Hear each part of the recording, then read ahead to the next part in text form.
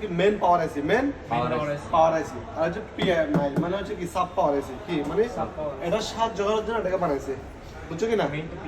হ্যাঁ, এটা হচ্ছে মেন পাওয়ার আইসি। দেখো এখানে দেখো, আর এর আশেপাশে কি থাকবে, অনেকগুলো কয়েল থাকবে, এগুলো সব কয়েল, বেশি কয়েল থাকবে, এগুলো হচ্ছে বাক কয়েল। দেখো তোমরা এখানে এই যে অনেকগুলো কয়েল দেখা যাচ্ছে, দেখছো আশেপাশে বড় বড় কয়েল, এগুলো বাক কয়েল, বুঝছো কি না? কি সব বাক কয়েল এখানে আছে। এটাতে দেখো, দেখছো এখানে আশেপাশে বেশিরভাগ কয়েল দেখা যাবে। কি পাওয়ার আইসির পাশে কি পাওয়ার আইসির পিএমআই পাশে না, বুস্ট কয়েল লাগে চার্জিং আইসির পাশে, ঠিক আছে? বাক কয়েল, এগুলো হচ্ছে কি বাক কয়েল, এগুলোর নাম কি পাওয়ার আইসির আশেপাশে যে কয়েলগুলো থাকবে এগুলো কি বাক কয়েল। বাক কয়েলের কাজ কি? ও কি করবে যে কি ভোল্টেজকে কমায় ফেলবে। ও কি করবে ভোল্টেজকে কমাবে।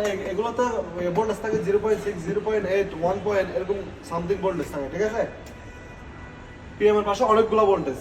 আর হচ্ছে পিএমআই, এটা সাব পাওয়ার আইসি, কি মানে এটার সাহায্যের জন্য এটাকে ইউজ করা হয়। এটাতে যে কয়েল থাকবে কম কয়েল থাকবে, এটার তুলনায় এটাতে কি থাকবে কম কয়েল থাকবে, বুঝছো কি না? হ্যাঁ, এগুলো বাক কয়েল, এগুলোর তুলনায় এখানে কি থাকবে কম কয়েল থাকবে। আর আরেকটা টাকা হচ্ছে কি অনেক সময় থাকে কি এটা থাকে না, কি থাকে চার্জিং আইসি থাকে। কি চার্জিং আইসির পাশে একটা কি থাকবে বিপিএইচ কয়েল থাকবে। কি এটাকে আমরা বলি কি বিপিএইচ, ঠিক আছে? বিপিএইচ কয়েল কি থাকবে, হ্যাঁ এটা হচ্ছে চার্জিং আইসি। ফুল চার্জিং আইসির জন্য এই কাজটা করে। অনেক সময় পিএমআইও কি করে চার্জিং আইসির কাজ করে, অনেক সময় কি আলাদা করে চার্জিং আইসিও দিয়ে দেয়। কি চার্জিং আইসিও কি আলাদা করে দিয়ে দেয়। এবার ও শুধুমাত্র কি করবে চার্জিং এর কাজ করবে। কি করবে চার্জিং এর কাজটা করবে। আমার কথা বুঝছো? চার্জিং এর পাশে কি থাকবে একটা ডায়োড থাকবে। একটা কি থাকবে ডায়োড থাকবে। একটা হচ্ছে তোমার রেজিস্টার থাকবে, ভ্যালুয়েবল রেজিস্টার থাকবে। কি ভ্যালুয়েবল রেজিস্টার থাকবে, বুঝছো কি না? মোটামুটি এই চিহ্নগুলো দেখলে তুমি কি চার্জিং আইসিটা শনাক্ত করতে পারবা। তাহলে আমাদের মূলত মাদারবোর্ডের মধ্যে শনাক্ত করার ব্যাপারটা আমাদের কি 100% করতে হবে। কি আমাকে ঠিক মতো আমি যে কাজ করব কোন জায়গায় আমাকে শনাক্ত করতে হবে না? সমস্যা কোথায় এটা আমাকে বোঝার জন্য আমাকে সেকশন চিনতে হবে না? প্রত্যেকটা আইসি চিনতে হবে না? মেন আইসি গুলো অবশ্যই আমাদেরকে কি করতে হবে চিনতে হবে। আমাদের সেকশন ওয়াইজ চিনতে হবে।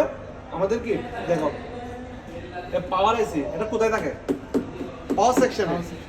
আবার পিএমআইটা অনেক সময় কোথায় থাকে কন্ট্রোল সেকশনে থাকে। কন্ট্রোল সেকশন মানে কি সিপিইউর আশেপাশে থাকে। কি সিপিইউর আশেপাশে থাকে। অনেক সময় দুটো একসাথে থাকে পাওয়ার ম্যানেজমেন্টে পাওয়ার সেকশনে। এখানে না পাইলে এটাকে কোথায় খুঁজে পাবা কন্ট্রোল সেকশনে সিপিইউর পাশে, মানে সিপিইউর যে সেকশনটা আছে ওখানে আছে। আর এটা হচ্ছে চার্জিং সেকশন, এটাকে কি করে আলাদা করে আছে, আলাদা করে থাকে। এটা কি চার্জিং সেকশনটা আলাদা করে থাকে। অনেক সময় দেখা যায় কি তোমার সিপিইউর পাশে থাকে, যেখানে যে মাদারবোর্ডের সিপিইউ আলাদা থাকে, ইএমসি আর পাশে থাকে, সিপিইউ এর পাশে থাকে। ওই ইয়ারগুলোতে কি সিপিইউর পাশে দেখা যায় অনেক সময় অনেক বোর্ডে, ঠিক আছে? মোটামুটি আমরা কি শনাক্ত করতে হবে মোটামুটি দেখে আশেপাশে কি আছে, কি কম্পোনেন্ট আছে, এগুলো দেখে আমাকে বুঝতে হবে। বোঝার অনেকগুলো কারণ আছে। প্রথমে সেকশন থেকে বোঝা, আর আশেপাশে কি থাকে এগুলো দেখে বোঝা। সর্বশেষ যদি কোনোভাবে বুঝতেও না পারো, কি তুমি কোনোভাবে বুঝতে পারতেছো না এটা কি আছে, তখন আমাদেরকে ডায়াগ্রামের সাহায্য নেয়। কি অবশ্যই আমাদেরকে কি ডায়াগ্রামের সাহায্য নেয়। কিন্তু আমাদেরকে ডায়াগ্রাম দেখার আগে অবশ্যই আমাকে দেখে চিনে ফেলতে হবে না বিষয়টা। কোনো কারণে যদি মনে করো এলোমেলোভাবে দিয়ে আছে, অনেক সময় অনেক মাদারবোর্ডে কি হয় কোম্পানিরা এলোমেলোভাবে দেয়, আমরা চিনতে পারি না। হ্যাঁ, তখন অবশ্যই আমাদের তখন কি ডায়াগ্রামের সাহায্য নিতে হবে। বোঝা গেছে ব্যাপারটা? বুঝছো তো? আচ্ছা, তাহলে এই মোটামুটি বিষয়টা বুঝছো। পিএমআই হ্যাঁ কোথায় থাকে এগুলো? কি কি আইসি পাওয়ার আইসি। কি আইসি পাওয়ার আইসি, বুঝছো তো? পিএমআই এর পাশে বিপিএস কল থাকে না? হ্যাঁ, বিপিএস কয়েলটা পিএমআই এর পাশে। হ্যাঁ, যদি চার্জিং এর আইসি আলাদা করে না দেয়, কি যদি চার্জিং এর কাজটা যদি পিএমআই করে, কি তখন পিএমআই এর পাশে কি থাকবে বিপিএস কয়েল থাকবে। বিপিএইচ কয়েল এটা বলবো তিন ধরনের কয়েল আছে। একটা বিপিএইচ কয়েল, একটা হচ্ছে বাক কয়েল, একটা হচ্ছে বুস্ট কয়েল, ঠিক আছে? মোবাইলের মধ্যে সবচেয়ে ইম্পর্টেন্ট হচ্ছে বিপিএইচ কয়েল। বিপিএইচ কয়েলটা হচ্ছে কি ও চার্জিং আইসি থেকে একটা ভোল্টেজ গ্রহণ করে অপর প্রান্তে ভোল্টেজ বের করে কি করে ও সারা মাদারবোর্ডে কি করে ছড়াই দেয়। এই যে এখানে যে পাওয়ারটা যাবে এটা হচ্ছে বিপিএইচ কয়েল দিয়ে যায়।